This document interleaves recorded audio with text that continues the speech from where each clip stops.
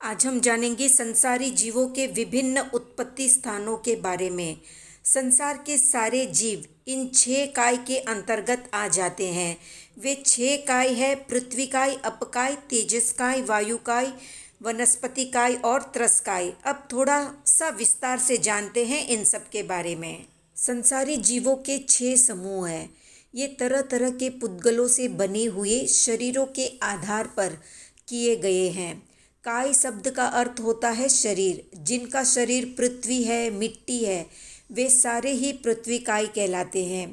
पानी शरीर वाले अपकाय कहलाते हैं। अग्नि शरीर वाले तेजस काय, वायु शरीर वाले वायु काय और वनस्पति शरीर वाले वनस्पति काय और हिलने चलने योग्य शरीर वाले त्रस काय कहलाते हैं।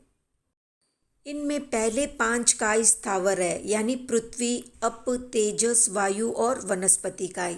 ये सारे ही स्थावर के अंतर्गत आते हैं। जिनका सुख दुख साक्षात न देखा जा सके, जो चलते फिरते नहीं हो, वे जीव स्थावर कहलाते हैं।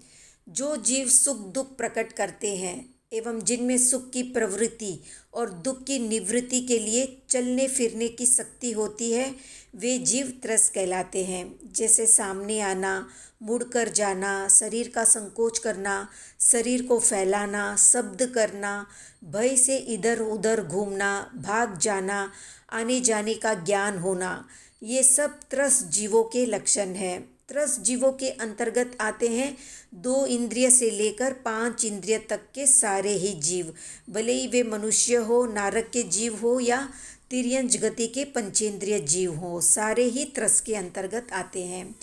अग्नि और वायु ये दोनों हलन चलन करते हैं, पर सुख की प्रवृत्ति और दुख की निवृत्ति के लिए नहीं करते, इसलिए ये वास्तविक त्रस जीव नहीं कहे जाते, ये केवल गति त्रस कहलाते हैं। जीव या आत्मा अपने कर्मों के अनुसार जिन जिन पृथ्वी, पानी आदि को शरीर के रूप में पाती है, उन उन संज्ञाओं से उसका नामकरण किया जाता है। काय शब्द का अर्थ समूह भी होता है। इससे ये जानने को मिलता है कि मिट्टी की एक डली और पानी की एक बूंद में असंख्य जीव होते हैं। उनके अलग अलग शरीर समुदाय रूप में रहते हैं। तो अब प्रश्न होता है कि यदि मिट्टी की एक डली और पानी की एक बूंद में असंख्य जीव है, तो शरीर कितने हुए? तो शरीर भी असंख्य ही होंगे।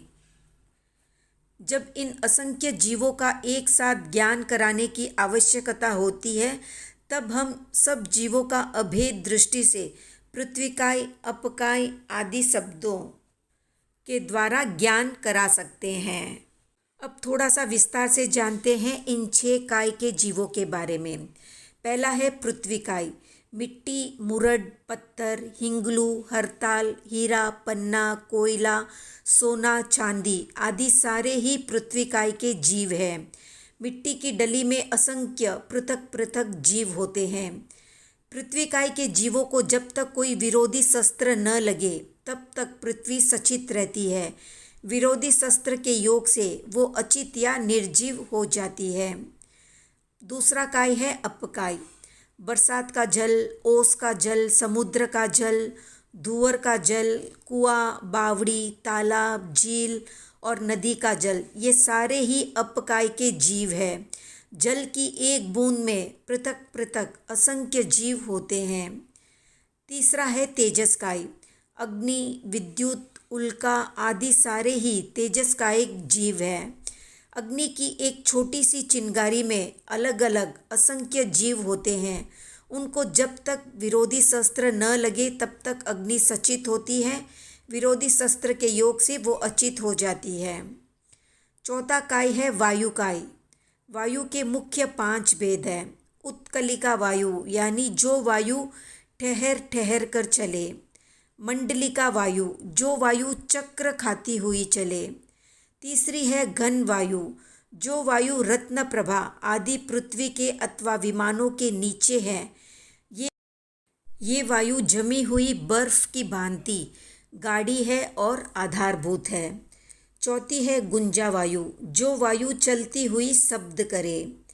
5वीं है शुद्ध वायु, जो वायु उत्कलिका, मंडलिका, घन वायु और गुंजा वायु के गुणों से रहित हो और मंद मंद चलने वाली हो, उसे शुद्ध वायु कहते हैं। वायुकाय में भी पृथक पृथक असंख्य जीव होते हैं। अब जानते हैं वनस्पति काय के बारे में। आम, अंगूर, केला, सब्जी, आलू, प्याज, लहसुन आदि वनस्पति काय है। वनस्पति काय के दो भेद हैं, साधारण और प्रत्येक। साधारण वनस्पति यानी जहाँ एक शरीर में अनंत जीव हो, उसे साधारण वनस्पति कहते हैं। यानी सब प्रकार के कंदमूल, आलू, प्याज, लहसुन, अदरक, ये सारे ही साधारण वनस्पति काय के अंतर्गत आते हैं। और जिसके एक एक शरीर में एक एक जीव हो, उसे प्रत्येक वनस्पति काय कहते हैं। जैसे वृक्ष, आम का वृक्ष, लता यानी करेला, ककड़ी आदि लताएं, तृण, दूब, हरितकाई, चौलाई आदि पत्ते वाले शाक, जल रूह यानी जल से उत्पन्न होने वाले कमल आदि। तो प्रत्येक वनस्पति काय में शरीर का निर्माण करने वाला मूलतः एक ही जीव होता है, किंतु उसके आश्रित असंख्य जीव होते हैं। दो इंद्रिय आदि जीवों में ये बात नहीं होती। उनमें प्रत्येक जीव अपने शरीर का स्वतंत्र निर्माण करता है। वनस्पति काय जीवों के उत्पन्न होने के मुख्य रूप से 8 प्रकार माने गए हैं। पहला है अग्र बीज वनस्पति, यानी वो वनस्पति जिसका सिरा ही बीज हो, जैसे कोरंट या कटसरिया का वृक्ष। दूसरी है मूल बीज वनस्पति, यानी वो वनस्पति जिसका मूल ही बीज हो, जैसे कंद, प्याज, आलू इत्यादि। तीसरी है पूर्व बीज वनस्पति, यानी वो वनस्पति जिसकी गांठें ही बीज हो, जैसे इक आदि। चौथा है स्कंद बीज वनस्पति, यानी वो वनस्पति जिसके स्कंद ही बीज हो, जैसे थूहर आदि। पांचवा है बीज रूह वनस्पति, वो वनस्पति जो बीज से उत्पन्न हो, जैसे गेहूँ, जौ आदि। छठी है समूर्चिम वनस्पति, जो वनस्पति अपने आप पैदा होती हो, जैसे अंकुर आदि। सातवां है तृण वनस्पति, यानी तृण आदि घास। आठवां है लता वनस्पति, चंपा, चमेली, ककड़ी, खरबूजा, तरबूज आदि की बेलें। तो वनस्पति में पृथक पृथक अनेक जीव होते हैं। जब तक उनको विरोधी शस्त्र न लगे, तब तक वनस्पति सचित होती है और विरोधी शस्त्र के योग से वो अचित हो जाती है। वनस्पति काय में अनंत जीव होते हैं। शेष 5 कायों में असंख्य जीव होते हैं। पृथ्वी, पानी आदि जो हमें दिखते हैं, वे पृथ्वी काय, अपकाय आदि जीवों के शरीर हैं। एक जाति के जीव अपनी और दूसरी जाति के जीवों के लिए शस्त्र होते हैं। जिस तरह शस्त्र द्वारा मनुष्यों का नाश होता है, उसी तरह परस्पर विरोधी स्वभाव के जीव एक दूसरे का शस्त्र के समान नाश करते हैं।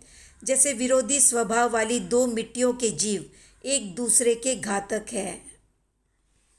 अग्निकाय के जीव जलकाय के जीवों के लिए शस्त्र है, उसी प्रकार जलकाय के जीव अग्निकाय के जीवों के लिए शस्त्र है। सचित मिट्टी से जो सचित मिट्टी के जीवों का नाश होता है, वो स्वकाय शस्त्र कहलाता है, और अग्नि से मिट्टी के जीवों का नाश होता है, वो परकाय शस्त्र कहलाता है। वायुकाय का शस्त्र वायुकाय ही है। सचित वायु से जो वायु का नाश होता है, वो स्वकाय शस्त्र, और अचित वायु से जो वायु नाश होती है, वो परकाय शस्त्र है। अब जानते हैं त्रस्काय जीवों के बारे में। तो 2 इंद्रिय से लेकर 5 इंद्रिय तक के सारे ही हिलने, चलने, घूमने फिरने वाले सारे ही जीव त्रस्काय जीव कहलाते हैं। इन जीवों के उत्पन्न होने के मुख्य रूप से 8 प्रकार है। पहला है अंडज, यानी वे त्रस जीव जो अंडों से पैदा होते हैं, जैसे पक्षी, सर्प इत्यादि। पोतज, वे त्रस जीव जो अपने जन्म के समय खुले अंगों सहित पैदा होते हैं, जैसे हाथी आदि। तीसरे हैं जरायुज, वे त्रस जीव जो अपने जन्म के समय मांस की झिल्ली से लिपटे रहते हैं, जैसे मनुष्य, भैंस, गाय आदि। चौथे हैं रसज, वे त्रस जीव जो दही आदि रसों में उत्पन्न होते हैं, जैसे कृमि इत्यादि। पांचवा है स्वेदज, वे त्रस जीव जो पसीने से उत्पन्न होते हैं जैसे जू, लीक आदि। छठा है समूर्छिम, यानी वे त्रस जीव जो नर मादा के संयोग के बिना ही उत्पन्न होते हैं जैसे मक्खी, चींटी इत्यादि। सातवां है उद्बीज, वे त्रस जीव जो पृथ्वी को फाड़ कर निकलते हैं जैसे टिड्डी, पतंग आदि। आठवां है औपपातिक, यानी वे त्रस जीव जो गर्भ में रहे बिना ही स्थान विशेष में पैदा होते हैं जैसे देव और नरक के जीव। तो इन 6 काय के अंतर्गत सारे संसारी जीव आ जाते हैं। आज का प्रश्न है कि एक मनुष्य में कितने शरीर होते हैं, कमेंट में बताएं। वीडियो पसंद आया तो लाइक, शेयर, सब्सक्राइब करें।